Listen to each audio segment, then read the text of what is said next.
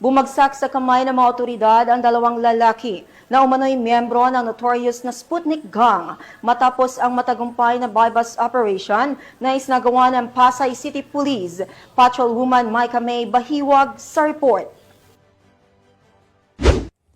Dalawang lalaki kabilang ang umano'y miyembro ng Sputnik Gang ang naaresto ng mga tauhan ng Pasay City Police Station sa ikinasang bypass operation sa Barangay Maricaban sa Pasay City. Kinilala ng Pasay Police ang mga suspek na sina alias Rontags, 26 anyos na pedicab driver, at alias Bayag, 26 anyos na isa namang mekaniko. Narecover mula sa kanila ng pulisya ang humigit kumulang 2.87 gramo ng shabu na may malaking halaga, isang caliber .38 revolver na may 2 bala at iba pang drug paraphernalia.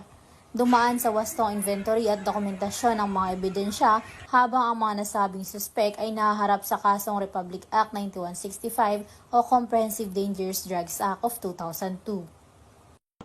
Mula dito sa Camp Bagong Diwa, Bikutan, Taguig City, ako ang inyong PNN correspondent, Patrolwoman Micah May Bahiwag, alagad ng batas, tagataguyod ng Balitang Pulis.